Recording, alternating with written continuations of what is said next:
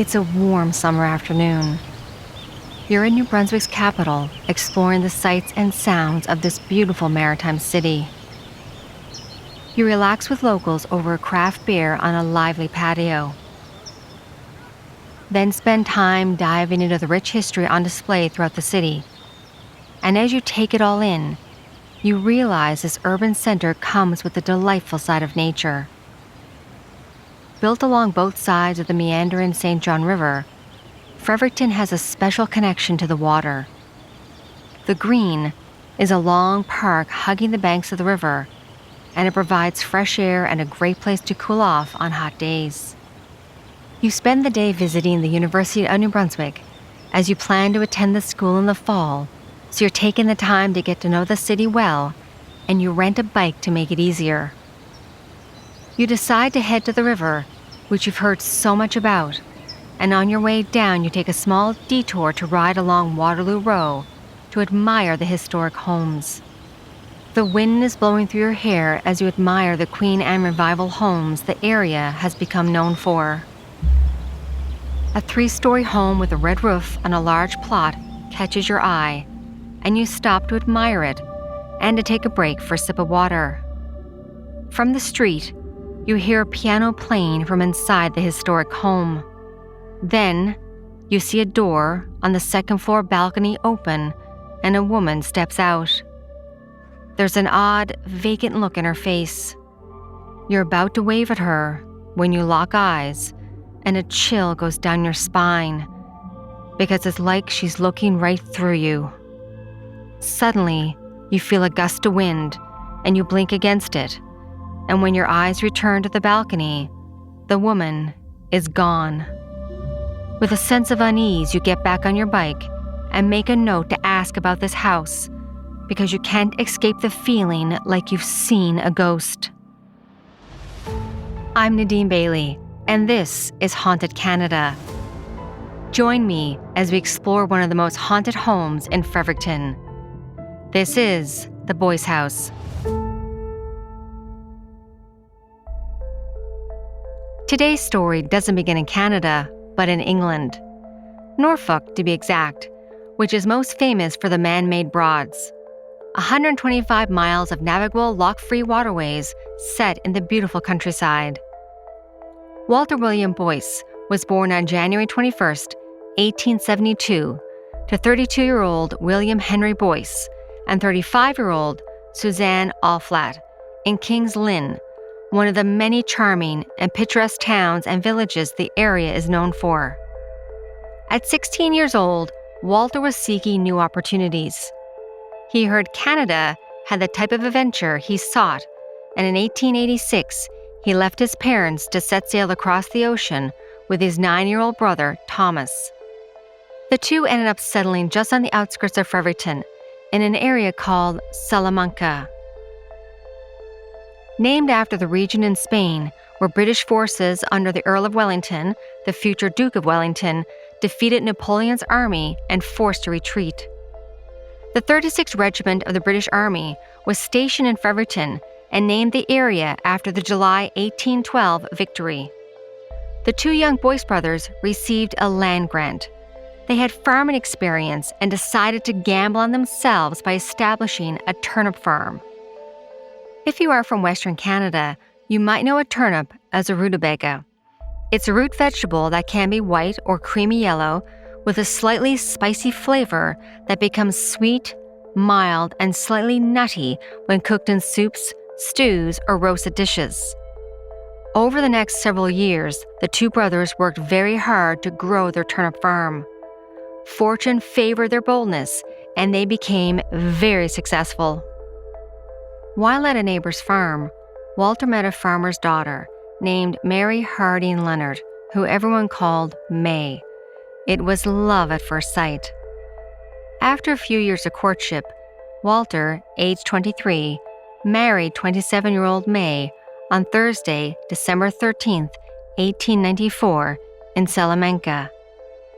The two knew hard work would help them accomplish their dreams of becoming the best turnip farmers in the Maritimes.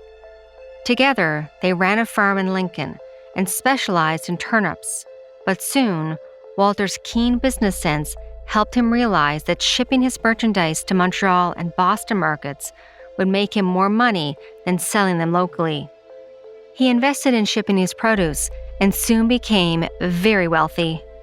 He soon invested in other ventures including lumber, fertilizer, and expanded to become a feed merchant as well.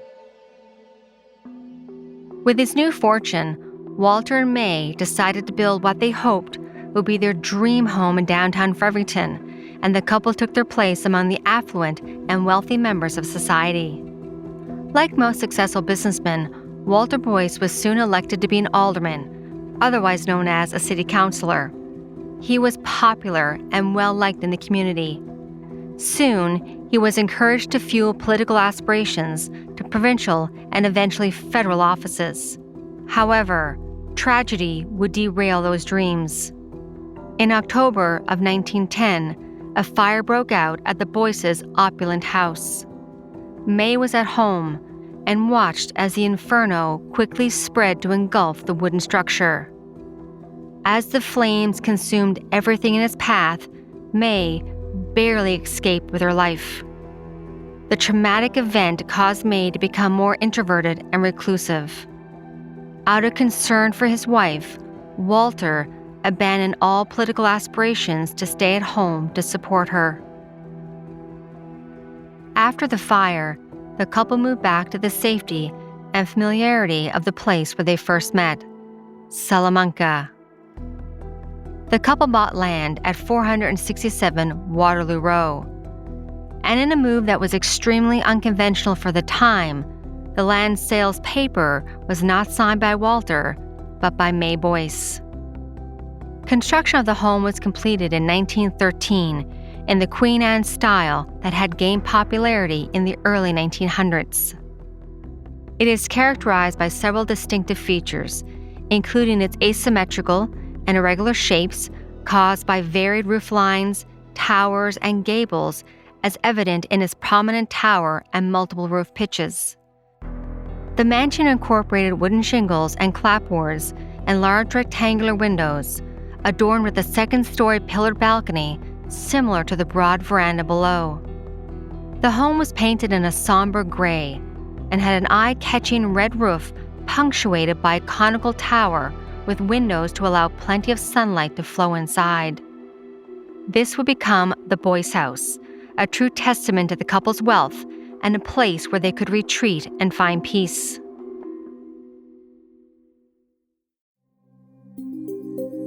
Walter Boyce may have become a successful businessman, but he never forgot his roots.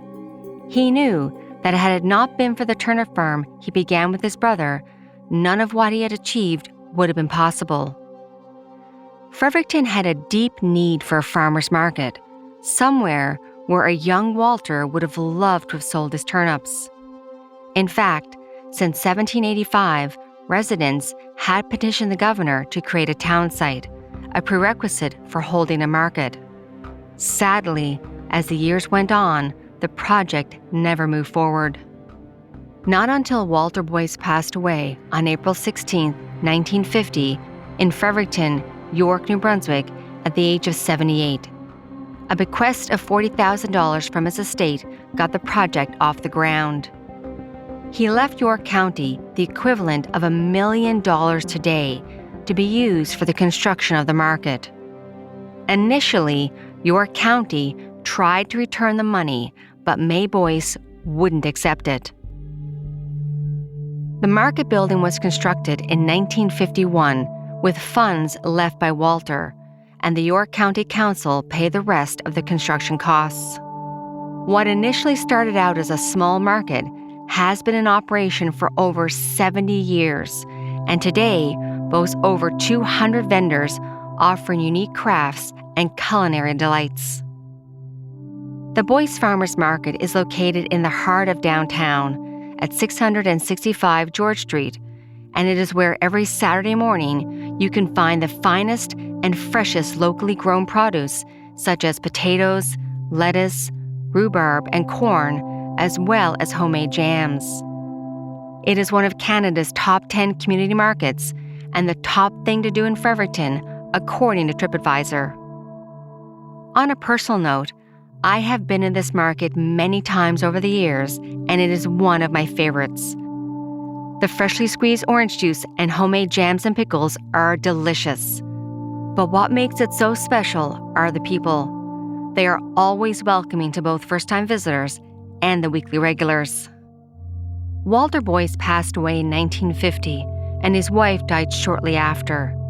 The couple were childless, so their fortune passed down to Walter's younger brother, Thomas, who had always lived with them. Thomas lived in the house until his death in 1961. Soon after, the house was sold to the University of New Brunswick and converted into a men's residence. By then, the grand old mansion had seen better days, but once it became a residence, students moved in, and almost immediately, strange things began to happen.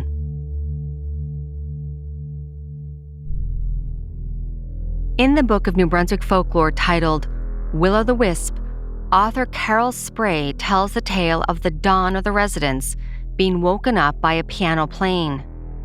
Annoyed, he shouted, "I don't know which of you idiots is banging on the piano, but don't you know what time it is?" The music did not stop, so he went downstairs to investigate. When he reached the piano, located in the residence recreation room, he noticed that there was nobody there. He slowly turned around and saw a strange gray lady floating on the staircase. He cried out, "In the name of the Father, the Son, and the Holy Ghost, I command you to tell me who you are and to state your purpose."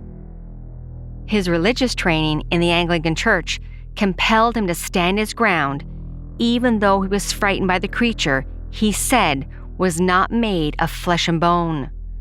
The seconds felt like years as he stood frozen in front of the woman. The silence felt heavy between them until he was shocked to hear her say, "I am looking for a letter." The apparition wanted him to open a safe located in the kitchen to see if the letter was there. He knew that there was no safe in the kitchen, but believed that the ghostly apparition was looking for someone. He and the other students had noticed that their mail was being tampered with. All letters and mail were left on the hall table for residents to look through the pile to take their mail. However, recently, they noticed that letters left on the hall table were mysteriously disappearing, as dimes and quarters were left where the letters were supposed to be. The figure of the woman soon disappeared, and the frightened resident went back to bed.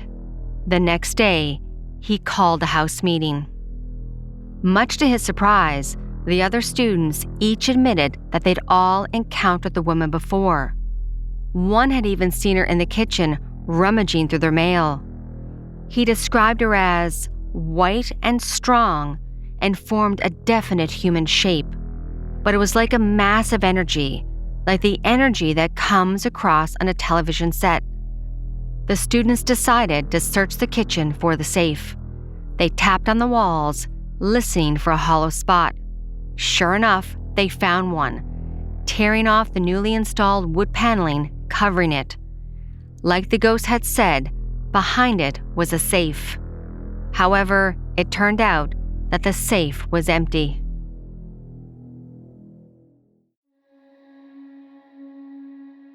As they got together to share their encounters with the apparition, students mentioned that other spooky things had happened. They had witnessed objects and furniture being moved around, doors opening and closing in the night. They also claimed that the ghostly silhouettes that drifted around Boyce House would tidy up in the night, hanging up clothes and cleaning their rooms. On another occasion, a student living in the primary bedroom on the second floor was in bed sleeping. He clearly remembers locking the door to the largest of the bedrooms with original hardwood floors and a French door which opened onto the balcony with breathtaking views of the St. John River. At around 3 a.m., he heard the old-fashioned metal key in the door rattle and turn. Then he heard the bedroom door squeak open. He heard footsteps walk across the hardwood floors directly past him towards the balcony. The French doors mysteriously opened, and a breeze blew into the bedroom. He sat up in bed to witness the balcony doors open and then close all by themselves. The dawn of the residence corroborated the story. He lived in the room next door with his dog, who barked and ran around nervous all night. For many years, young men shared their strange experiences. Students would think that they had woken up during the night to the touch of a woman's hand or the soft sound of her voice. Often, they would first assume that they had had a vivid dream.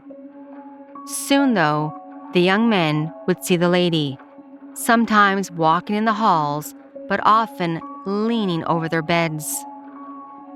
They described her as a kind lady who gently touched them as they slept, often running her fingers through their hair as a mother might do to her young son. If one of them awoke, she supposedly talked to them in a soft, calming voice, letting them know, "It's all right, dear," and urged them back to sleep. However, there was often little comfort in ghostly encounters, and the students would surely lose a night's sleep. In 1984, Telegraph Journal article stated, quote, "The ghost, believed to be a woman, has a soft spot for young males and likes to moonlight as their maid. Male students have been tucked into their beds by mysterious beings, where others have had their pants hung up in their apartment, cleaned overnight." End quote. Over the years, many ghost hunters and paranormal investigators have ventured to New Brunswick to investigate the Boyce House. An American tabloid known as Weekly World News labeled the ghost at the house as, quote, "Kindly Granny haunted this house," and "The little old lady doesn't know that she's dead," end quote. By then, the house was co-ed, and the newspaper claimed to have interviewed a 21-year-old student by the name of Jennifer who shared her experience. Quote, "The girls put our covers on, and we kicked them off at night. My roommate, Joanne, woke up one time after someone ran their fingers through her hair saying, 'It's all right, dear. It's all right.'" According to the Telegraph article, an investigation was done by Ghostbusters, and quote, "They declared the ghost harmless, but tenants were warned not to have seances, Ouija boards, or tarot cards," end quote. It has long been believed that the ghost is Mae Boyce. She lived in the house as a recluse and didn't like to engage with others. She was especially protective over Thomas. Mae was unable to have children and instead doted on her brother-in-law, who had experienced so much tragedy. In 1906, his child died. Then, in 1921, he suffered life-changing injuries while working in the woods. His eyesight deteriorated badly, and he was so sick on 4 separate occasions that he was reportedly on his deathbed. Whether you believe in ghosts or not, the next time you venture through New Brunswick, take the time to stroll past the historic Victorian home on Waterloo Row. Stop for a few moments and listen.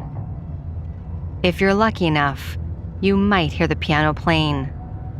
Know that it is the ghost of Mae Boyce, who still wanders throughout the house she built with her husband and continues to care for all who reside inside.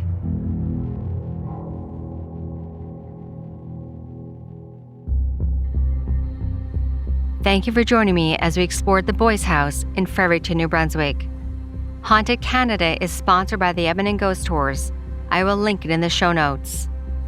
Haunted Canada is written and produced by me, Nadine Bailey, with senior producer, Dila Velasquez. Production and sound design is by Rob Johnson, with help from Rosin Kufer. If you would like to support this podcast, please follow and share. And if you can give us a like and a 5-star written review, that is always appreciated. Also, you can follow me on our different social media platforms. Or if you have a ghost story, haunting, or true crime that you would like for us to cover on this podcast, please email me through the website hauntedcanada.com. Thank you from all of us at Haunted Canada and Curious Cast. Have a good night, everyone, and stay haunted.